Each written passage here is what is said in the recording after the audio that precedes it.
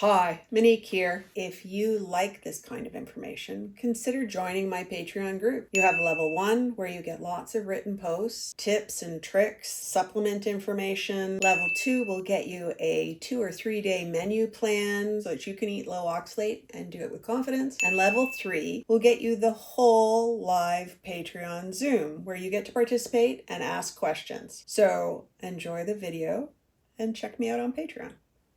Welcome to my kitchen.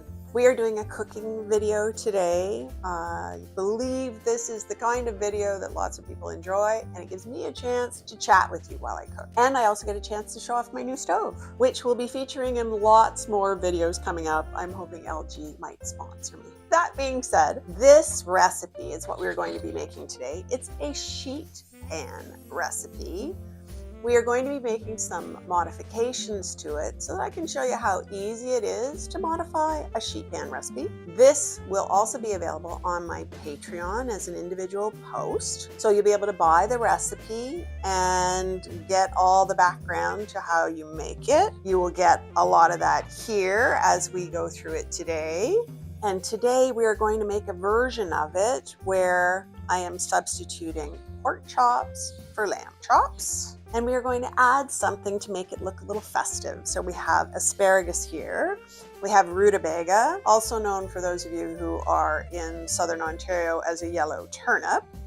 We have a pear, and we have radishes, which are going to give us a nice little punch of red. So these vegetables and fruit are going to be baked in the oven, and so are the pork chops, all at one go, 2 sheet pans. Nothing too complicated, and all the taste is still there, and low oxalate. So let's get started.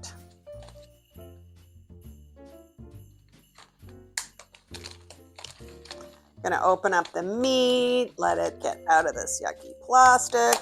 And as you can see, I've got fairly lean but fairly thick boneless pork chops. If you're going to cook something as part of a sheet pan meal, boneless is better. When the bone is in, it takes a bit longer to cook.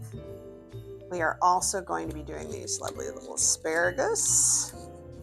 And rather than leave them in full stalks, the recipe calls for having them in 1-inch chunks. So we will be doing that. They will cook faster and we'll get a bit of a better roast. When it comes to asparagus, snap them. Why would you do that? Well, I used to just take a certain amount of the stalk off, but sometimes if you take just a certain amount consistently across all of them, you'll end up with some of them being woody and you'll lose some of the good stuff on others. So when you bend them and then look for a snap point, this tends to assure that you get rid of all the woody ends and you end up with the best part of the asparagus. When you're working with asparagus, do make sure to check the tips. So some of them are a little old and looking a little ratty. I'm going to take that off too. You want the tip to be nice and firm and closed, like this one. When you cut them into 1-inch segments for roasting, it makes the roasting a little more consistent. Okay, I'm going to put the asparagus in the sink to rinse. They are a vegetable that tends to be grown in sand, and that means you want to get that off. Nothing worse than gritty asparagus.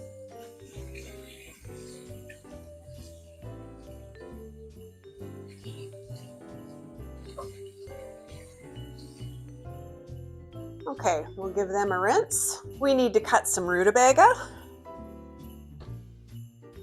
For those of you who might be dealing with energy compromise, where perhaps you don't have the energy to take on a rutabaga, who can give you a bit of fight back, check to see if you find it frozen. Some vegetable companies do sell rutabaga as frozen diced. Because You have to have your muscles to get through this.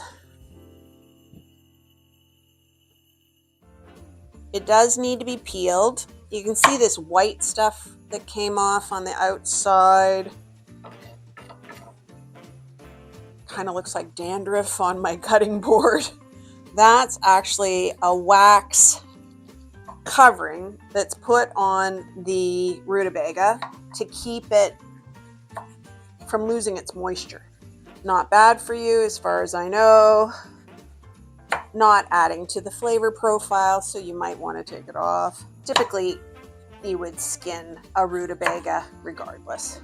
As another option, and one actually that I've also found in the store fresh and in one of the refrigerator cases, is butternut squash. So be another one where you could roast it. You can sometimes find butternut squash also frozen, so you could do it like that as well, and that saves you some of this prep work. So I'm getting any of the slightly green outer layer off. It's one of those things I do because that's what my grandmother did, so I'm not sure whether or not it would taste bad, but just on the off chance that it would not have the same flavor, I get rid of that. What you want to do with the rutabaga is turn it into sticks so that you're going to get some of this off the end, so that you're going to get almost like a fry shape. If you've got any dark bits inside, that's from oxidation. I would get rid of that too. And then start making slices. Ah, my oven's ready. Now, when it comes to the rutabaga, for this recipe I've actually got it diced, although I do like to do it in small sticks. It's just a preference for how it looks when you put it on the plate later.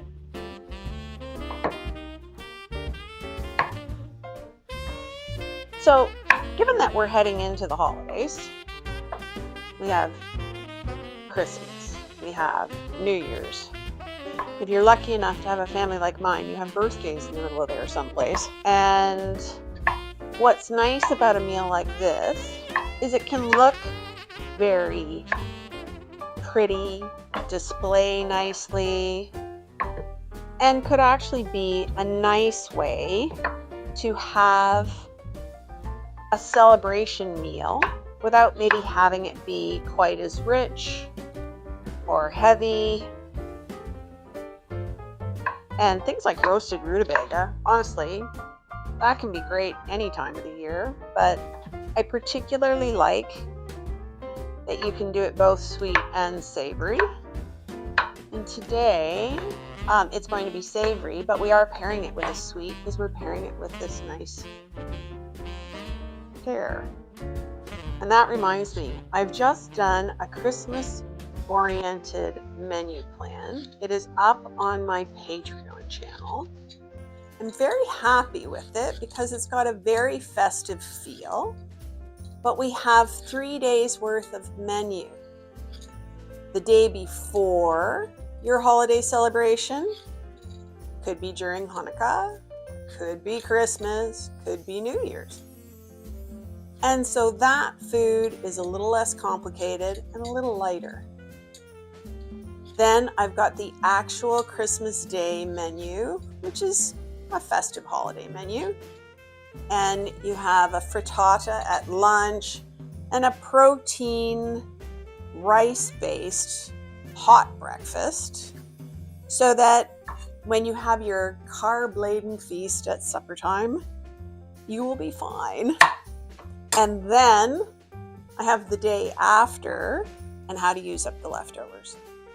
Nice little 3-day menu, all lower oxalate, lower histamine as far as possible, and meant to give you a way to get through the holidays without oxalating yourself. So if that sounds good to you, head on over to my Patreon channel and you'll be able to find that menu plan. You can buy it individually or you can join, which is honestly a great deal. For $15 a month, you can not only get a menu plan and all of the posts that we do, which have to do with the practicalities of low oxalate living, supplements, things that can help. But in addition, if you join at the level 3, which is $15, you get access to a monthly Zoom call with myself and my colleague, Ali Walensky, and we do both presentations of topics which might be of interest on health and oxalate dumping and which supplements help and the kinds of tips and tricks that help you along on your oxalate journey. But we're also about just good food, good health, good living. On the Zoom calls, we have always an open mic period where you can just ask questions, and we'll do our best to give you answers on the fly. If we don't have them on the fly, we'll research them and get back to you with what we find out. And hey, you may not have oxalate issues now, but why not dodge a bullet? And for $15 to have 2 professionals online live on a Zoom call, it's a pretty good deal. And you get everything else. So hop on over there, even if all you want to do is check out this recipe and be able to get your hands on it. All right, radishes. I love radishes. The reason I love them is that it turns out that when you cook them, they become mild and sweet. They are not at all like the hot, zesty things that you eat in your salad. And not only can you eat the bottoms, but you can eat the tops too. So I'm cutting away these radishes from the greens. If you leave them on the greens will wilt. And so if you want to eat the greens later, you need to get the radishes off. So I will take all of our radishes off the greens here. And then I'm going to stick the greens in the fridge. And we'll probably have those tonight at supper, steamed. You can also use them in stir fries. They're great. They don't look like much. They tend to get beaten up in the stores because most people don't know you can eat them, but they are well worth a few minutes. Okay, I'm going to rinse our radishes and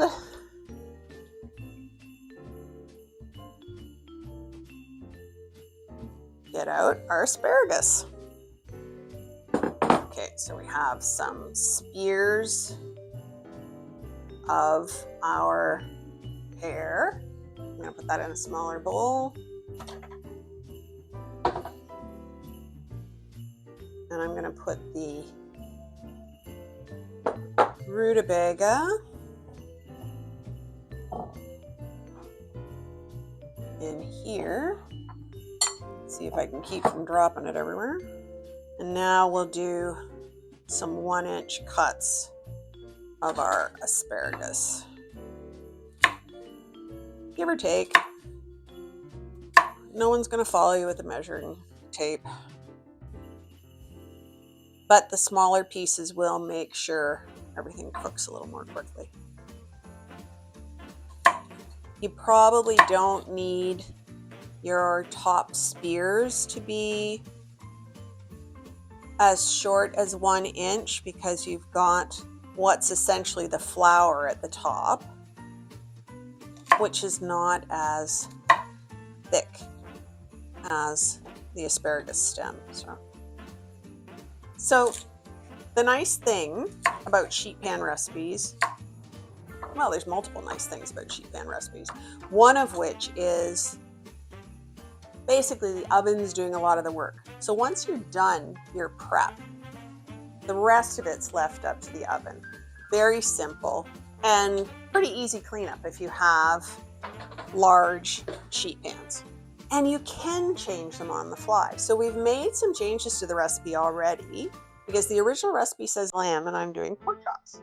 So that's a really simple thing where you can substitute in a different meat or potentially a different vegetable. Now, I have noticed that I originally intended for lamb chops to be sprinkled with chives. I don't have any chives. I'm not doing lamb chops. So I am looking at these spice drops here, but just know you don't have to have these spice drops to do the recipes for me. This recipe is actually using all things that you would have in your kitchen. You don't have to have done a special purchase of something like this that I'm looking at as options here. And in fact, I might just resort to a little bit of garlic powder and some salt, just to make it simple for today. So I've got some pink Himalayan salt, I've got some garlic powder, and we'll make a simple pork chop. But we could use paprika, we could use other kinds of spices. So some of these things, some of these recipes will have alternatives built into them, and you can have a little bit of fun trying different things. So I'm going to use just a little bit of extra virgin olive oil. It'll add a little bit of flavor. It'll also help them roast up nicer. You'll notice I'm not too worried about measuring that exactly. Interestingly enough, all oils are zero oxalate. So when it comes to ingredients for your recipes, oils are a fun way to both add flavor and also allow you to not have to worry about how much oxalate's involved.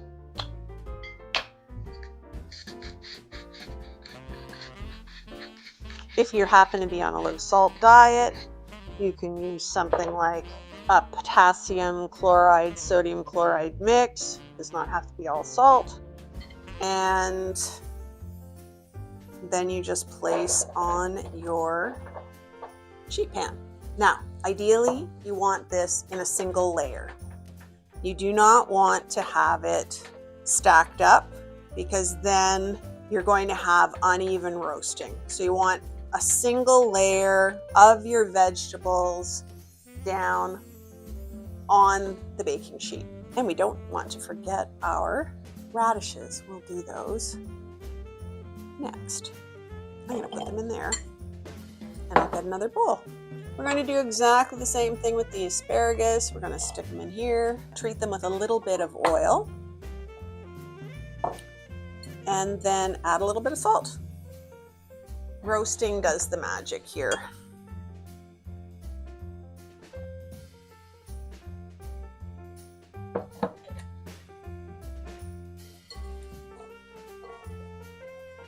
So we just want to get a little bit of oil on all the pieces, and then a little bit of salt, and then that'll go on our pan as well.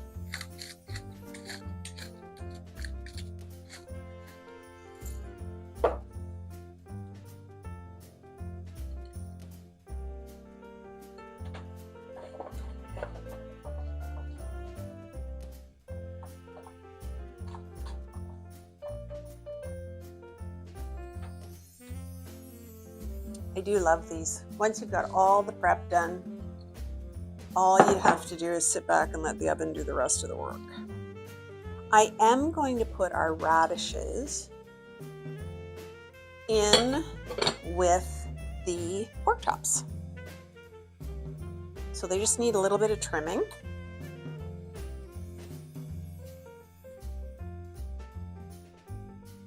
If you have any spots that don't look nice to you, take them off. But you're going to have this beautiful red color. They almost, in the end, will look a little bit like small red potatoes, which is one of the ways you can use them in a potato salad to reduce the oxalate in a potato salad. So for those who enjoy having either a warm or cold potato salad, if you do half potatoes, half radishes, you pretty much cut the amount of oxalate that would be present in that potato salad in half. That's a great benefit. Allows you to get some of your potato taste, but not the same amount of oxalate. Unfortunately, our friend the potato is one of those foods that has an awful lot of oxalate. So any way that we can essentially dilute the amount of oxalate that would be in that dish and ensure that there's less of it going into our bodies is going to be a good thing. And if you can do that while keeping all the flavor, so much the better. Now, for roasting purposes, I will just cut these in half. Okay, those are all ready. Now, sheet pan number 2. We can use a little bit of oil in the bottom of the sheet pan just to ensure that we don't end up with things sticking. So I will do that.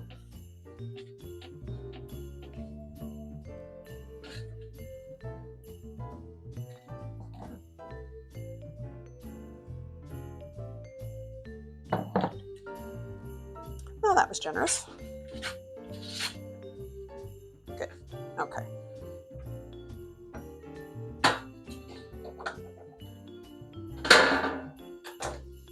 All right. Let's get that meat on there. So what you want to do, again, leave a little bit of space between each piece of food, I'm going to say, that goes on here. So you have enough heat to be able to fully cook it through.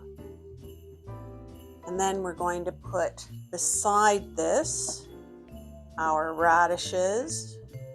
I'm not going to oil these because they're oiled underneath on the pan here.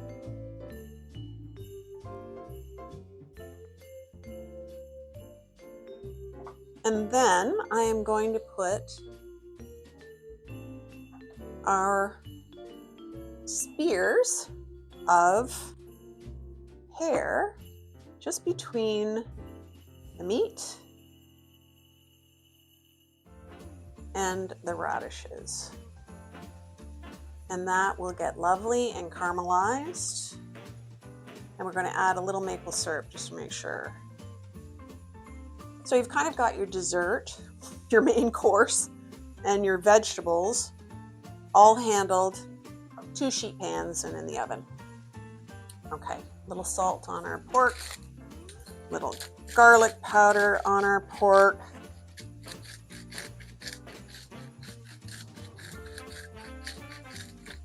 And just to remind everybody, this recipe will be available on my Patreon.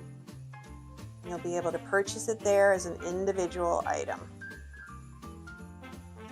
Okay, last but not least, a little maple syrup for our pears. This is not ideal pouring, bear with me. We may have a little bit of extra maple syrup moving around here.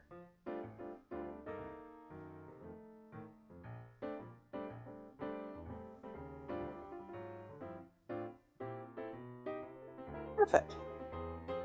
Okay, time to put these in the oven.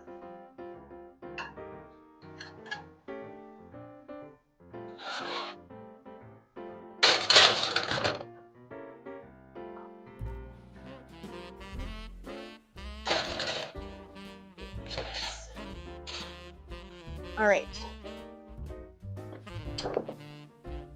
I have the meat on the bottom. I have the veggies on the top. Everything's in the oven and ready to cook. I have preheated the oven to 400 degrees. My recipe says 425, but you need to know your oven. And I have a brand new oven, and I'm counting on it being able to manage its heat a lot better than my previous oven. So I'm thinking that 400 degrees will be fine. And that's going to cook for about 25 minutes. We will be checking to see the pork is done, but I'm thinking the vegetables will be fine by then. All right, as you can see, 25 minutes later, and the oven did the magic. So I have one plate already plated up here, but I'm going to show you just how easy it is. You take a pork chop. You're going to have some of these lovely little radishes. And as I said, they look a lot like you've got little mini roast potatoes. And they're going to taste mild and sweet and lovely. Then we're going to put in 2 pieces of our lovely pear. We have this gorgeous yellow rutabaga. And some lovely brown caramelization. And then our pieces of asparagus. Makes a beautiful, colorful plate. Simple, easy. You watched all the preparation take place in real time where I had to do the chopping. So if you buy the stuff frozen and cook from frozen, timing might be different, but you wouldn't have any of that prep. All it is then is laying it out on your baking sheets and then plating it out so that it looks gourmet. If you love this kind of simplicity to meals, I am going to be having a sheet pan mini cookbook coming out soon. So stay tuned because I will have all kinds of low oxalate goodies that you can do on a sheet pan, in your oven, no muss, no fuss, and end up with gorgeous meals that look like this. And it's not just a cookbook. There will be information about what you're doing, why you're doing it, the kitchen tools you need, shopping lists, menu planning, so that you know how to put the food together. So not only will you be getting sheet pan recipes like this for every meal in the day, breakfast, lunch, and dinner, but you will also be getting a lot of education about what makes something a low oxalate meal and how to do that and enjoy it. And then be able to put a plate like this out in front of someone and never have them know that you're eating a restricted diet. If you're enjoying this kind of content on my channel, please like and subscribe. And be sure to comment and let me know what you would like to see more of, because that helps me to understand what information will be good and useful for the people who are following me. So like, subscribe, comment, and I'll see you in my next video.